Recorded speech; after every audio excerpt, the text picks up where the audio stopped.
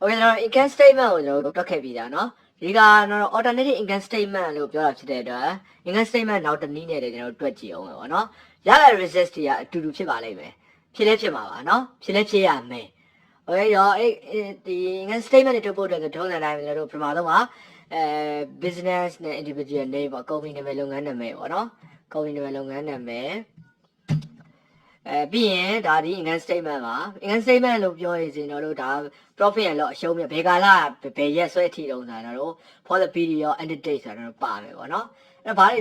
တွေလုပ်လို့ income statement လွန်လေးပါပဲကျွန်တော်တို့ဝင်သမျှပတ်စံတွေရသမျှပတ်စံတွေကိုအားလုံးပေါင်းလိုက်မယ်တို့ကုန်ကျစရိတ်တွေတော့ဆုံးရှုံးမှုတွေပေါ့နော် expense တွေ losses တွေအဲ့ဒါရှိမယ်အဲ့ဒီအရာတွေအားလုံးနှုတ်လိုက်မယ်ဒါဆိုပိုတဲ့ပတ်စံဟာ profit or loss ပေါ့နော်ပိုပဲနဲ့လိုနေတယ်ဆိုတော့ဒါအရှုံးပေါ့ပိုနေတယ်ဆိုတော့ဒါအမြတ်ပေါ့ရှင်းရှင်းလေးပဲလေအဲ့ဒါဒီအရှုံးမြတ်တွေ့တာပေါ့နော်ဝန်ရပတ်စံတွေအားလုံးကို total လောက်လိုက်တယ်ကုန်ကျစရိတ်တွေအရှုံးနေမှတများကို total လောက်လိုက်တယ်ပြီးသူတို့ကိုခြားနာလိုက်တယ်ရလာတဲ့ပမာဏဒီဒါ profit or loss တခုခုဖြစ်မှာပေါ့နော်မြန်ပိုလာတယ်ဆိုရင်ပတ်စံတွေက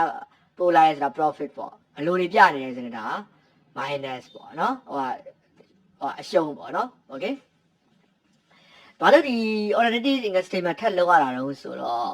တို့ကစင်းပြားတွေကိုတော့ပို့ထုတ်တဲ့အချိန်ကျတော့ကိန်းကနေနေကြီးပြရတယ်လို့ဒီဘုတ် driver ဖွဲ့တွေရောတထေးတွေရောအလွယ်တကူမမြင်နိုင်ဘူးကြမမြင်နိုင်ဘူးအဲတို့အလွယ်တကူမြင်နေအောင်ကျွန်တော်ကဘာလုပ်လို့ဆိုတော့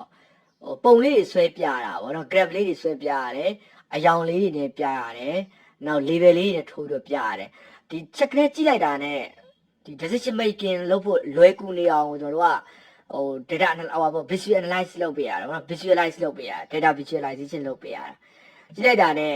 ဘယ်တန်ဖိုးကနည်းနေတယ်များနေတယ်ဘယ်ကတော့မြက်နေတယ်ဘယ်ကတော့မလို့ပဲနဲ့များနေဆိုကြည့်လိုက်တာနဲ့မြင်နေရပါလေအဲ့လိုဖြစ်အောင်တော့ graph တွေချက်တွေနဲ့ဆွဲပေးရပါဆွဲပေးမဲ့အချိန်မှာခုနကကျွန်တော်တို့တွက်ခဲ့တဲ့ income statement style တွေနဲ့